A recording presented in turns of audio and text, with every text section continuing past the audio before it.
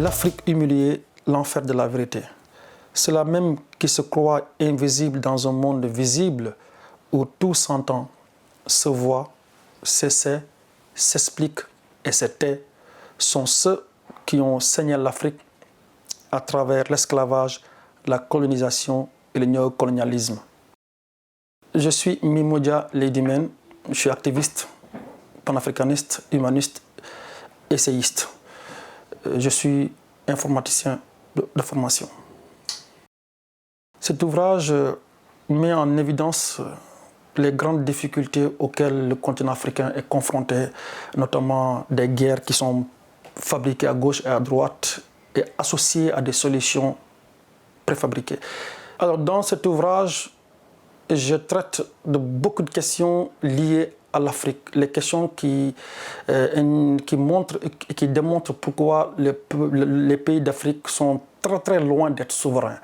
Je peux citer par exemple de ces guerres qui sont préfabriquées chez nous et qui sont adossées à des solutions programmées sous le nez et la barbe de la communauté internationale. Cet ouvrage traite la question monétaire, budgétaire, économique. Donc, quand on dit indépendance, quand on dit qu'on est indépendant, on doit au minimum avoir la souveraineté monétaire, chose que nous n'avons pas. Cet ouvrage met également en évidence fustige le comportement belliqueux des organisations internationales comme l'OMS, l'ONU, la Banque mondiale, etc., etc. Il met en relief également la démocratie telle que nous aurions voulu qu'elle soit, n'est pas au rendez-vous. Nous voulons que l'Afrique invente ou réinvente son propre modèle de démocratie et ne pas se baser sur la démocratie venue d'ailleurs, inventée par d'autres peuples qui n'a rien à voir avec notre culture, nos traditions, nos totems, nos valeurs. Cet ouvrage met également en relief cette pandémie de coronavirus, le défi de l'Afrique face à la pandémie du coronavirus, comment l'Afrique aurait pu gérer cette pandémie et les faiblesses auxquelles le continent africain est victime lorsqu'il s'agit d'une maladie qui est venue d'ailleurs et qui aujourd'hui nous n'avons pas la possibilité de la stopper, de la vaincre parce que nous avons une politique de santé qui est malheureusement absente. Et malheureusement aussi, nous n'avons pas de grosses industries qui sont capables de nous produire des vaccins et donc d'être compétitifs. C'est pour cette raison donc cet ouvrage traite cette question-là.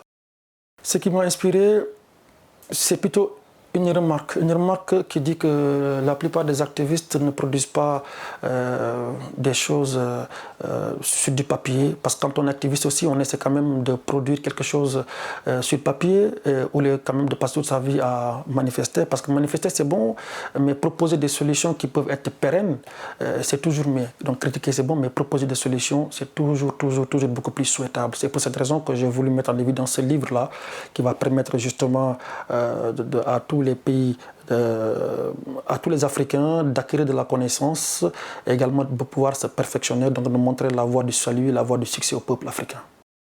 Bon, cet ouvrage n'est pas un ouvrage bellique ni belliciste, c'est un ouvrage de réveil de conscience plutôt, j'allais dire, parce qu'il permet justement à l'ensemble des pays d'Afrique de se ressaisir et de donner beaucoup plus de courage à nos chefs d'État qui aujourd'hui sont bâillonnés par les puissances occidentales, qui leur dit à quel moment il faut se coucher, qui leur dit à quel moment il faut se réveiller.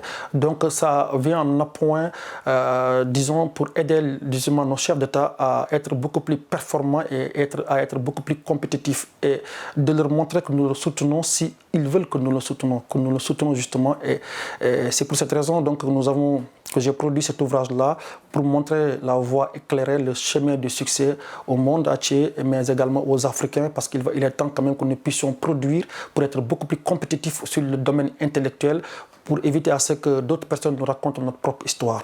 Et comme vous le savez, hein, comme je disais, critiquer c'est bon, mais proposer des solutions, c'est largement et c'est toujours mieux. C'est ce qu'on a tenté de faire dans cet ouvrage-là.